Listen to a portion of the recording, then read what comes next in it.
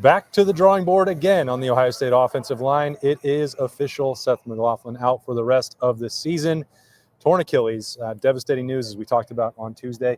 Next day back at practice for the Buckeyes gives us something else to talk about on snap judgments, which is Carson Hinsman returning to center, Austin Sareveld sliding into left guard. That's Bill Landis. He doesn't play offensive line for Ohio State. No. I'm Austin Ward. I definitely don't. But we talk about him, and another – obviously a big blow. We saw Seth leaving the field. He was already on the scooter with the walking boot on, going to have surgery next week. And the game doesn't stop for anybody. So the Buckeyes had to get back in here and make plan C, D, E, whatever it is for the offensive line. Yeah, I appreciate that people, like 2 or 3 people tweeted at me and asked if I could play center. You don't want that. Ohio State is in much better hands with Carson Hinsman doing that. I hadn't even considered when we were talking about the offensive line injuries this year that they also lost the backup left tackle, right? There's a third injury there. They started the year with Donovan Jackson. And that's the domino that moved on. It has been a crazy year for offensive line injuries. I actually thought, given that, and any coach could be really ticked off about it, feel pretty down about it. There could be a bit of a sullen mood in here. I didn't pick up on any of that. I thought Ryan Day was actually projecting quite a bit of confidence in what he saw on Wednesday at practice from Carson Hinsman and Austin Sareveld. And I don't think Ryan Day has a great poker face. So if he didn't think it was a great practice, maybe he just wouldn't have said anything. So when he does say it, I actually believe him. And I thought Donovan Jackson seemed pretty confident. Emeka Egbuka said it was one of the better practices that Ohio State has had this year. So they're trying to pump those guys up. Sure, give them some confidence going into a big game. But I actually think there's reason to be confident in Carson Hinsman, just given how he stepped up into a huge spot against Penn State at a different position and has played well since then. And now he's back to a center position. I think he'll be fine. And I think Sareveld is the guy that maybe you got to work with a little more, because this is a more difficult test than anything he saw earlier on in the season when he was starting for Ohio State. But in a very odd way, as we've talked about, I don't think they had a great plan to replace Josh Simmons. They actually are set up much better, I think, to suffer this blow. And I'm not saying anything to lessen the impact of Seth McLaughlin, who I think part of the reason the mood is so good is because Seth McLaughlin's still around, right? And he was out here helping the guys on Wednesday night, and that obviously helps things. But I think it's okay to feel somewhat confident in what Ohio State can do on the offensive line this week. Yeah, I mean, when you talk about Ryan Day and a lack of a poker face on a Woody Wednesday behind that table, if he doesn't want to praise an individual on his team, he will not. If he wants to project nothing but focus and super seriousness, then you will get a string of 4- and 5-word answers. Yep. Very much not the case for Ryan Day on Wednesday night. No, it was a pretty lengthy discussion about the injury, about what they're going to do, about what Seth McLaughlin means to this team moving forward. It was kind of an open book on the whole situation, which that to me means that they feel like they've got a decent chance of navigating this. No one likes it, right? Everyone. It's devastating for a guy like Seth in his last year of college football to suffer an injury at this point of the season. It's never good anyway, but this late in the year when you're pushing for a championship, man, that really sucks, and it can really sap the life out of a team when that happens. But I just didn't pick up on it on Wednesday, which I think portends good things for Ohio State. Yeah, it's rare that Ohio State is in a spot where not only are you turning to a backup center who has started 12 games at that position. I don't remember. I mean, that's never happened since I covered this team. But you also had a backup guard option in Austin Sareveld, who had already filled in for Donovan Jackson at the start of this series. And whether he tapered off a little bit or whether he's gone through growing pains, I think both of those things can potentially be true, but that's still better than this now being the first time that Austin Sareveld would have to go out there as you're getting ready to play Indiana, who, if that's the strength of their team, that's the way it looks like. They're built around their defensive front. They've got good players. They generate pressure. They're going to throw different blitzes and looks at Ohio State. He's seen some of this before. Now, not necessarily Big Ten opponents in the most high leverage situations, but a better starting point than you might have otherwise had. Yeah, I mean, think about how you'd feel if Austin Sareveld had not played at all, or if we just hadn't seen Carson Hinsman yet this year, right? That's part of it for me. It's like if it was just Carson Hinsman, number 2 center all year, we haven't seen you other than garbage time, and now you have to start against Indiana, I would feel pretty uneasy about that. I am comforted by how well he has played at left guard, and I think fans should be as well. And then, it's better than not having any experience for Austin Sareveld. And I think it helps the new left guard has the previous 2 left guards on either side of them, right? So you think build the whole thing out of guards. It's all left guards. So I don't know. I think they'll be able to help him. Indiana's going to test it. Ryan Day made the point and was made also on Tuesday that they moved that defensive front a ton.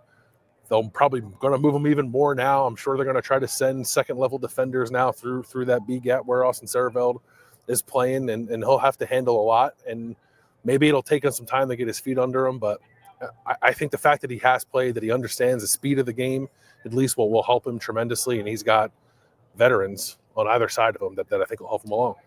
Donovan Jackson called Austin Serveld an athletic monster multiple times. He is pretty athletic. Like, he doesn't, you don't look at him, he doesn't scream athlete.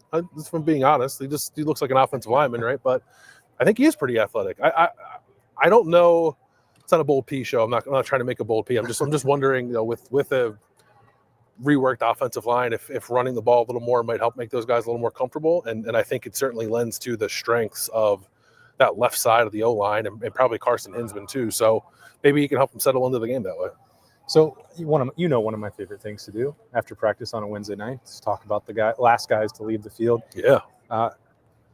Denzel Burke just left it. Practice has been over for 45-ish minutes. At least. Davis Igbinosun has not left it yet. So when we've belabored probably the point about the cornerbacks being under fire and needing to be at their absolute best against Indiana. Clearly they're taking that challenge. They're the last 2 guys on the field. Before that, same thing as always, Lathan Ransom and Caleb Downs coming off the field. Will Howard staying out there pretty extensively after this practice on a Wednesday night. All of those, plus a bonus, Donovan Jackson and CJ Hicks getting some reps one-on-one, working on pass sets and pass rush. I asked Donovan, well, who was that for? Was that for you or was that for CJ? Because they're both trying to maybe work on some new positions. I'll tell you the answer on bold predictions because it's wow, what a cliffhanger! It's certainly. You can guess why. But I don't think. Are you going to guess pancakes for Donovan Jackson? No, predict pancakes for Donovan Jackson? Yeah. Because I said, well, it could be both, right? Because you're working on yeah. pass sets and he's working on pass rush, and he said, well, I was trying to show him some sets like Indiana might give him. I'm like, okay, I get it. Thank you. Interesting. But he said, yes, they can both still work on it, but it was per the request of CJ Hicks. I mean, I certainly grabbed onto the quote from Jim Knowles on Tuesday that there's going to be more of what we saw from the Northwestern game in CJ Hicks's future, and I kind of thought he meant the immediate future. So I don't know what to anticipate. Like, are they going to roll out the first snap with CJ Hicks standing up on the edge? Probably not. But I think throughout the course of the game, you might see a little bit of that. It's that time of year, I think, to keep an open mind about some change-ups you can throw at teams. I think Ohio State's done a really good job of that offensively for most of the year, and you've seen, I think, the defense week after week, I think, come more around to that idea, and that would certainly be a way to do it. So I'm going to alert for that as well. I won't take it for a bold P. That's yours, but well, I'm intrigued. But that's the other part. If we're looking at injury updates and we don't know definitively what Mitchell Melton's status is going to be. I actually didn't see him tonight. Did you see him? I did not see him on Saturday. So if you're wanting to do jack things or mix up the front or just put another potential pass rusher out there in any situation, like 3 out of 4 of those things would say, well, that person needs to be CJ Hicks or could be CJ Hicks. Yeah. And probably I think will be. Would be. Yeah. So we'll see. More injury stuff. Will Kasmerick has been practicing, and Ryan Day said it looks like he is progressing towards playing on Saturday. It's ultimately not his call. It's whether or not the doctors and Will think like he can go through a game, but that he's been going through practice obviously is very encouraging. I think that'd be huge, again, on the idea of might Ohio State run the ball or try to establish the run a little bit in this game. Having Will Kasmerick back as a blocker would help that tremendously. And I thought they did a nice job of kind of getting by without him, but I have felt all along that they were going to need him back for this game, the next game, whatever comes after that, just because of how good of a blocker he is.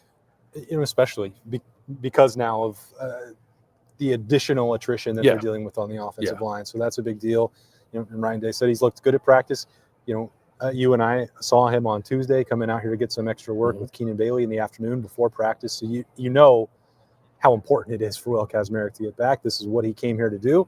He's missed a month of his season because of that injury. And I really thought he was just starting to come on. And, the fact that he also got hurt on a 30-plus yard reception down the middle of the field, adds to it. That's, the comfort level, the trust that Ohio State had in him, the trust that Will Howard had in him. That's, those are all signs that they need him, and especially if you're going to be banged up elsewhere, and that's the time of the year. Quinshon Judkins made that point. Because we saw him still, wrapping up the hand or thumb a week ago.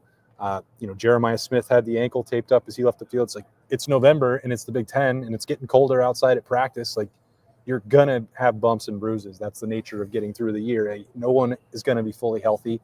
The teams that respond to it the best, the teams with the most depth, that's the point about playing them throughout this year. Ohio State said it in March that it's going to be a long year and you're going to need everybody. It's true. It is true. They did practice outside. It just feels like something maybe people might care about. It got cold on Wednesday in Columbus. It was really kind of miserable in the middle of the day. It ended up being a nicer afternoon, but it was still pretty chilly. But they did practice outside. Yeah. Some knit hats, some sweatshirts out there, but they were practicing in the elements for sure. One other injury thing that caught my ear too was Zen Michalski. Like, I think when the Seth McLaughlin injury happened, people wondered, what might they put Zen back at left tackle, move Donovan back to guard, and put Carson at center. Zen is still out. Ryan Day said he's week to week and may require a surgery if that doesn't heal the way they want it to. So that seems like more of a long-term thing than not. Yeah, I thought it was odd when it initially happened because everything that I was being told was that it was likely a season-ending injury for Zen Michalski as well. You certainly hope that wasn't the case, that he was able to get back. But I never really had it on my radar that he would be back as part of this. So that's, again, part of what Ohio State is dealing with the shuffle on the offensive line at the most important time of the year. They have a top 5 matchup against Indiana Saturday, noon in the Horseshoe, just a couple of days away now. Once we get done, we're past the midway point. We've hit a Woody Wednesday. We've hit the snap judgments. We'll be back Thursday morning with some 3 things on the podcast daily. Bill's got plenty more coming on Kings of the North. He had a Kings of Columbus that was on the YouTube channel earlier today. Mm-hmm. So catch up with all that and get set for one of the biggest games of the college football season. Looking forward to providing coverage as it gets another day closer. For Bill, I'm Austin. Thanks for joining us on Snap Judgments on a Woody Wednesday. We'll talk to you later.